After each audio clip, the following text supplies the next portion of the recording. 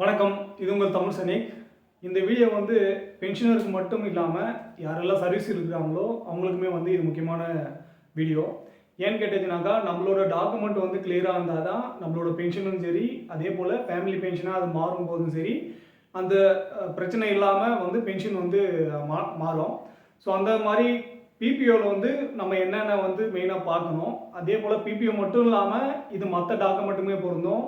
உங்களோட 958 வந்து செக் பண்ணிக்கங்க. யாரெல்லாம் சர்வீஸில் இருக்கீங்களோ நீங்கள் வந்து உங்களோட ஃபேமிலி டீட்டெயில்ஸ் வந்து இப்போ நம்ம சொல்ல போகிற பாயிண்ட் எல்லாம் வந்து உங்களோட 958 வந்து கரெக்டாக இருக்கான்னு சொல்லிட்டு, அதே போல் யாரெல்லாம் பென்ஷன் வந்தாச்சோ உங்களோட டிஸ்சார்ஜ் புக்கில் வந்து செக் பண்ணிக்கோங்க. அதே போல் பார்த்தீங்கன்னாக்கா பிபிஓலையும் செக் பண்ணிக்கோங்க. ஏன்னா நீங்கள் வெளியே வந்து டிஸ்சார்ஜ் ஆன பிறகு நீங்கள் எந்த டாக்குமெண்ட் ரெடி பண்ணுறது இருந்தாலும் சரி, இப்போ இசிஹெச்எஸ் இந்த மாதிரி எல்லாம் நீங்கள் அதெல்லாம் ஆக்டிவேட் பண்ணணுன்னாவே நீங்கள் வந்து பிபிஓவும் அதே போல் டிஸ்சார்ஜ் புக்கு, ஆதார் கார்டு இதெல்லாம் ஜெராக்ஸ் கொடுத்தா தான் உங்களோட இசிஹெச்எஸ் கார்டு இந்த மாதிரி எல்லாம் வந்து ஆக்டிவேட் ஆகும்.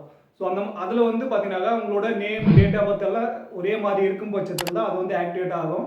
அப்படி இல்லைனாக்கா அது வந்து ஆக்டிவேட் பண்ண மாட்டாங்க.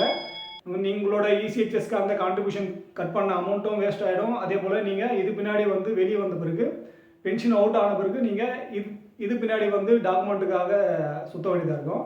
ஸோ அதனால் சர்வீஸில் இருக்கும்போதே மேக்ஸிமம் உங்களோட டாக்குமெண்ட் வந்து கிளியர் பண்ணிக்கோங்க. பிபிஓவில் வந்து நம்ம என்னென்ன மெயினாக வந்து பார்க்கணும் அப்படின்னு சொல்லிட்டு பார்க்கலாம்.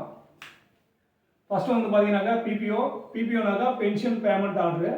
ஸோ இது வந்து பிசிடியை வந்து கொடுத்துருப்பாங்க. எல்லாரோட பிபிஓலுமே பார்த்தீங்கன்னாக்கா மேலே வந்து எழுதியிருப்பாங்க.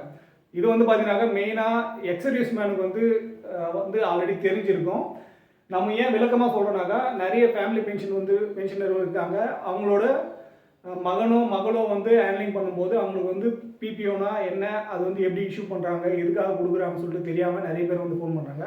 ஸோ அவங்களுக்காக தான் நம்ம வந்து டீட்டெயிலாக சொல்கிறது. இது யாருன்னா எக்ஸர்வீஸ் மேன் பார்த்தீங்கன்னாக்கா, ஸோ உங்களுக்காக இது ஏன் இவ்வளோ பேசிக்கிலேருந்து சொல்கிறாங்கன்னு சொல்லிட்டு நீங்கள் நினைக்காதீங்க. இது வந்து பார்த்தீங்கன்னாக்கா ஃபேமிலி பென்ஷனர் பார்க்கும்போது அவங்களுக்கு வந்து கிளியராக புரியணும், அவங்களுக்கு வந்து சந்தேகம் எதுவும் இருக்கக்கூடாது அப்படின்றதுனால தான் நம்ம வந்து டீட்டெயிலாக சொல்கிறோம்.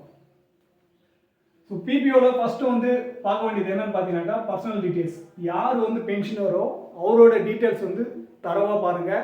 உங்களோட நேமு, டேட் ஆஃப் பர்த்லேருந்து எல்லாமே வந்து செக் பண்ணுங்கள். அதே போல் இண்டிவிஜுவலுக்கும் சரி, ஃபேமிலி மெம்பர்ஸுக்கும் சரி, நீங்கள் டீட்டெயில்டாக செக் பண்ணுங்கள். ஒரு எழுத்து விடாமல் ஆதார் கார்டில் எப்படி இருக்கோ இல்லை உங்கள் பாட்டோரில் எப்படி இருக்கோ அதே மாதிரி சேமாக இருக்கா இல்லையான்னு சொல்லிட்டு. ரெண்டாவது பாயிண்ட் வந்து பார்த்தீங்கன்னாக்கா, பென்ஷனரோட army number, rank and name இது வந்து நீங்கள் செக் பண்ணிக்கங்க. ஏன்னா டிஸ்சார்ஜ் புக்கில் இருக்கிற மாதிரி தான் பார்த்தீங்கன்னாக்கா பிபிஓவில் வரும். பிபிஓவில் இருக்கிற மாதிரி தான் பார்த்தீங்கன்னாக்கா உங்களோட ஐ card, ECHS card, canteen card இந்த மாதிரி எல்லாத்துலேயுமே பார்த்தீங்கன்னாக்கா டிஸ்சார்ஜ் புக் பேசிக்கல் தான் வந்து உங்களுக்கு எல்லாமே கிடைக்கும். ஸோ அதனால் எல்லாத்துலேயுமே உங்களுக்கு எந்த டாக்குமெண்ட்டெல்லாம் கிடைக்குதோ அதில் வந்து name, date of birth, rank இதெல்லாம் பார்த்தீங்கன்னாக்கா கரெக்டாக இருக்குன்னு சொல்லிட்டு செக் பண்ணிக்கங்க. மூணாவது பாயிண்ட் பார்த்தீங்கன்னாக்கா, date of birth, enrolment date. இதில் என்ரோல்மெண்ட் டேட்டுக்கும் வரும், அதே போல் டேட் ஆஃப் டிஸ்சார்ஜும் வரும். ஸோ இந்த 3 டேட்டையும் வந்து செக் பண்ணிங்க. ஒன்று வந்து டேட் ஆஃப் பர்த், நெக்ஸ்ட் வந்து பார்த்தீங்கன்னாக்கா டேட் ஆஃப் என்ரோல்மெண்ட்டு, மூணாவது வந்து பார்த்தீங்கன்னாக்கா டேட் ஆஃப் டிஸ்சார்ஜ். இந்த 3 டேட்டும் பார்த்தீங்கன்னாக்கா உங்களோட பிபிஓவில் வந்து கண்டிப்பாக மென்ஷன் ஆகிருக்கும்.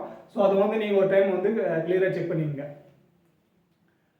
அடுத்து பார்த்தீங்கன்னாக்கா குவாலிஃபைங் சர்வீஸ். நீங்கள் எத்தனை வருஷம் வந்து சர்வீஸ் பண்ணியிருக்கீங்க, எத்தனை வருஷம், எத்தனை மாதம், எத்தனை நாள். ஸோ இது வந்து நீங்கள் கரெக்டாக வந்து குறிச்சிக்கங்க. இப்போ யாரெல்லாம் கலர் சர்வீஸ் வந்துருக்கீங்களோ அவங்களுக்கு வந்து பார்த்தீங்கன்னாக்கா ஃபுல் சர்வீஸ் முடிஞ்ச பிறகு, இப்போ சிப்பாய் எடுத்தாச்சுனாக்கா 17 வருஷம் இத்தனை நாள், ஹவுல்தார் எடுத்தாச்சுனாக்கா 24 வருஷம் இத்தனை நாள், அந்த மாதிரி வரும்.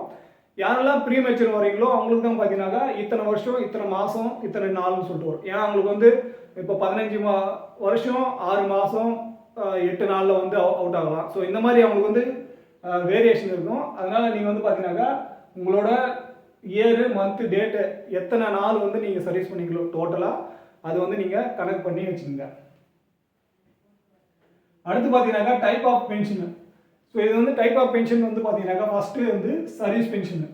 ஃபுல் சர்வீஸ் பண்ணிவிட்டு வரவங்களுக்கு வந்து சர்வீஸ் பென்ஷனு. அதே போல் பார்த்தீங்கன்னாக்கா யாரெல்லாம் பிஎம்ஆர் அதாவது ரிட்டையர்மெண்ட் எழுதி கொடுத்துட்டு வரவங்களும் பார்த்தீங்கன்னாக்கா அவங்களுக்கு சர்வீஸ் பென்ஷனில் தான் வரும். நெக்ஸ்ட் வந்து பார்த்தீங்கன்னாக்கா disability pension.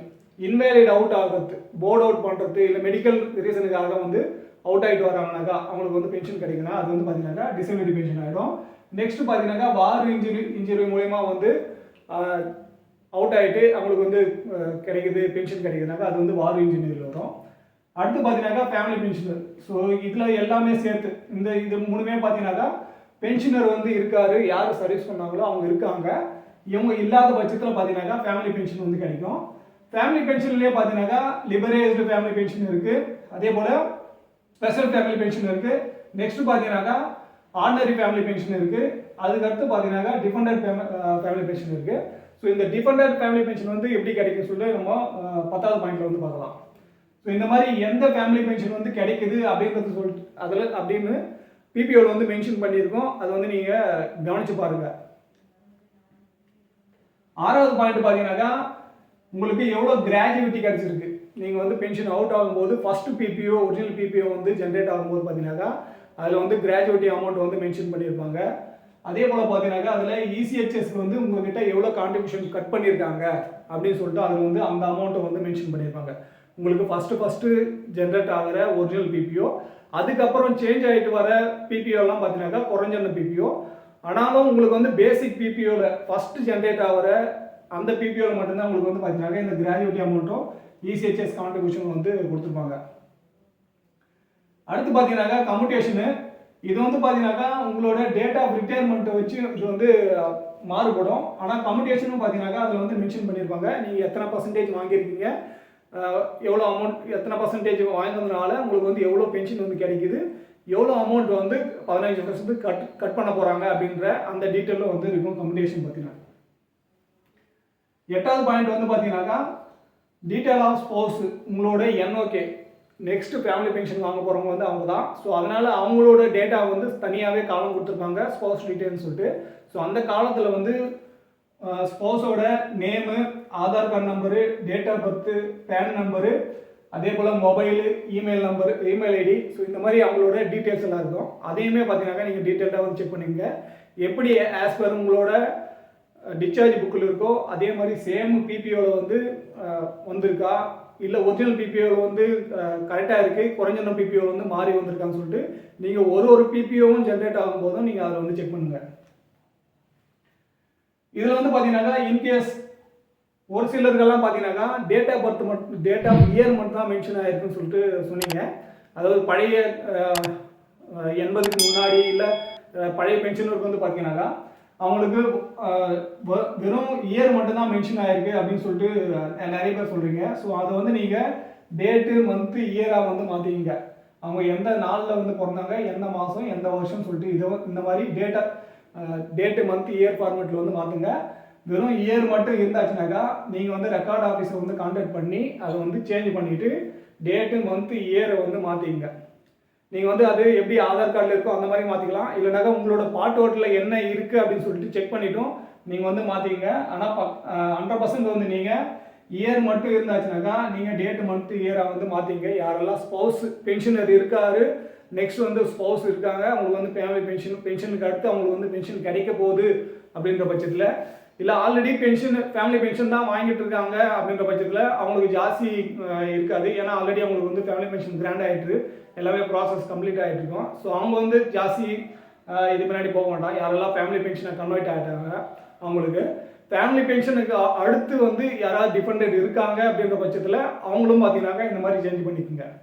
So depended pension வந்து பார்த்தீங்கன்னாக்கா இந்த டீட்டெயில்ஸ் ஆஃப் டிபெண்டன்ட் பார்த்தீங்கன்னாக்கா யாரெல்லாம் மகள் இருக்கும்போது அவங்களுக்கு 25 வயசுக்கு உள்ளே இருக்குது, இசிஹெச்எஸ் பெனிஃபிட் எடுக்கிறாங்க, இல்லை சிஏ பில்லெல்லாம் கிளைம் பண்ணுறீங்க, இந்த மாதிரி பட்சத்தில் நீங்கள் வந்து டிபெண்டரோட டீட்டெயில்ஸும் வந்து செக் பண்ணிங்க. இது வந்து பார்த்தீங்கன்னாக்கா ஃபேமிலி டீட்டெயில்ஸில் வந்து வரும்.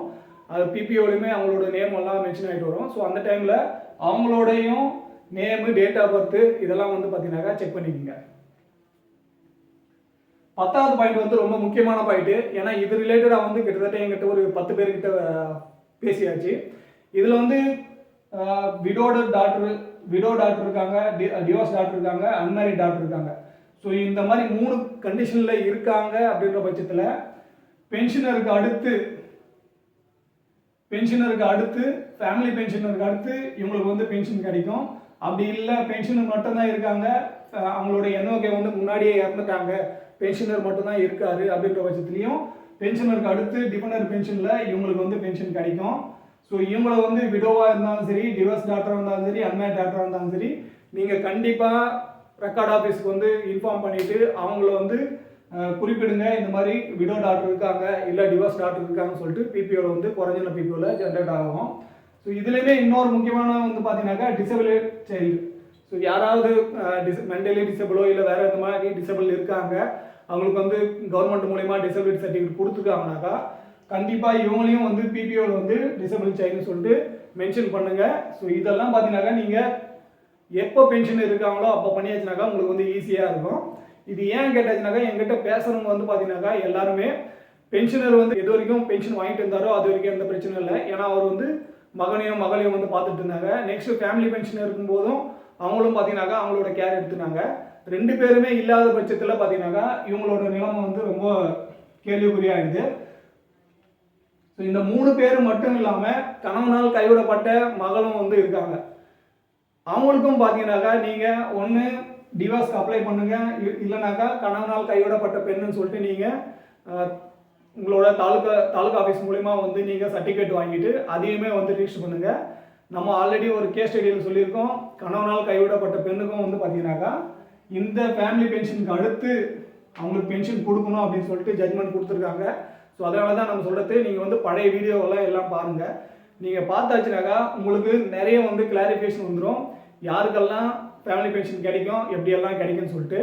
ஸோ அதனால் நீங்கள் வந்து பழைய வீடியோவை மேக்ஸிமம் பாருங்கள். அப்படி பார்த்துட்டு அதில் எதனா உங்களுக்கு கிளாரிஃபிகேஷன் இல்லை, இது வந்து எனக்கு புரியல அப்படின்ற பட்சத்தில் கீழே கமெண்ட் செக்ஷனில் கேளுங்க. நான் உங்களுக்கு கண்டிப்பாக அதை கிளாரிஃபை பண்ணுறதுக்காக எனக்கு தெரிஞ்ச அளவுக்கு நான் வந்து ட்ரை பண்ணுறேன்.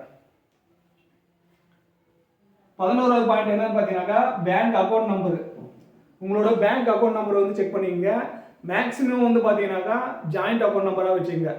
ஏன்னு கேட்டாக்கா எப்போ வந்து பென்ஷனர் அடுத்த ஃபேமிலி பென்ஷனாக வந்து மாறும்போது நீங்கள் வந்து ஸ்பர்ஸில் ஆன்லைனில் போயிட்டு பென்ஷனர் டெத் ரிப்போர்ட் வந்து பண்ணுறீங்களோ, நெக்ஸ்ட்டு ஃபேமிலி பென்ஷனுக்கு இன்டிமேட் பண்ணுறீங்களோ, அந்த டைமில் பார்த்தீங்கன்னாக்கா ஃபேமிலி பென்ஷனரோட அக்கௌண்ட் நம்பர் ஆட் பண்ணுறதுக்காக கேட்கும். அந்த டைமில் நீங்கள் ஜாயிண்ட் அக்கௌண்ட்டாக இருந்தாக்கா எந்த அக்கௌண்ட்டில் ஆல்ரெடி பென்ஷன் கிடைச்சிருக்கோ அதே அக்கௌண்ட்டில் கண்டினியூ பண்ணுறதுக்கு ஆப்ஷன் கிடைக்கும், அக்கௌண்ட் ஆட் பண்ணுறதுக்கும் வந்து ஆப்ஷன் கிடைக்கும். ஆனால் இன்கேஸ் அந்த டைமில் ஏதாவது தப்பு ஆயிடுச்சு அப்படின்ற பட்சத்தில் அந்த வந்து பென்ஷன் ஸ்டாப் ஆகிறதுக்கான வாய்ப்பு இருக்குது. அதனால் நீங்கள் மேக்ஸிமம் பார்த்தீங்கன்னாக்கா உங்களோட அக்கௌண்ட் வந்து பென்ஷனரு ஸ்பௌஸ் 2 பேரும் ஜாயிண்ட் அக்கௌண்ட்டாக வந்து மாற்றிங்க. ஏற்கனவே இருக்கிற அக்கௌண்ட்டை கூட நீங்கள் போய்ட்டு பேங்க்கில் ஜாயிண்ட் அக்கௌண்ட்டாக வந்து மாற்றிங்க. இது வந்து ஸ்பர்ஸுக்கோ இல்லை ரெக்கார்ட் ஆஃபீஸ்க்கு வந்து நீங்கள் எந்த லெட்டர் வந்து கொடுக்க தேவையில்லை. நீங்கள் பேங்க்லேயே போயிட்டு உங்களோட அக்கௌண்ட்டை ஜாயிண்ட்டாக மாற்றிங்க. ஆட்டோமேட்டிக்காக அது பார்த்தீங்கன்னாக்கா ஜாயிண்ட்டாக இருக்கும். பென்ஷனரோ இல்லை ஃபேமிலி பென்ஷனருக்கோ யாரோ ஒருத்தருக்கு வந்து எதாவது ஆகும்போது அவங்களுக்கு வந்து பார்த்தீங்கன்னாக்கா கண்டினியூவாக வந்து பென்ஷன் அதே அக்கௌண்ட்டில் வந்து கிரெடிட் ஆகிருக்கும். நெக்ஸ்ட் பார்த்தீங்கன்னாக்கா enhance rate of family pension.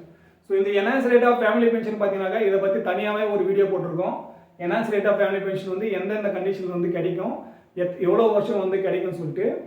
Enhance rate of family pension பார்த்தீங்கன்னாக்கா எது வரைக்கும் பென்ஷனர் வந்து இருக்காரு அப்படின்ற பட்சத்தில் அவங்களுக்கு வந்து ஃபுல் பென்ஷன் வந்து கிடைச்சிருக்கும்.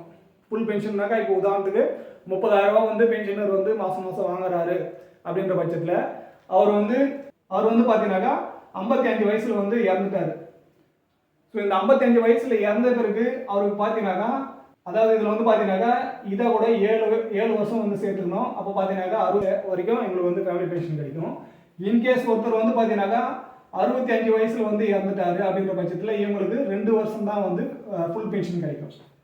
ஏன்னா இவங்களுக்கு வந்து பார்த்தீங்கன்னாக்கா சீக்கிரமாகவே இந்த 67 வயசு வந்து கம்ப்ளீட் ஆயிடுச்சு.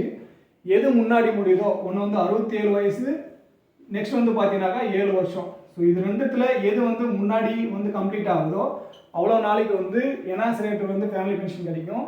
இந்த என்ஹான்ஸ் ரேட் ஃபேமிலி பென்ஷன்ன்றது பென்ஷனர் எவ்வளோ அமௌண்ட் வாங்கிட்டு இருந்தாரோ அதே அமௌண்ட் வந்து பென்ஷன் கிடைக்கும்.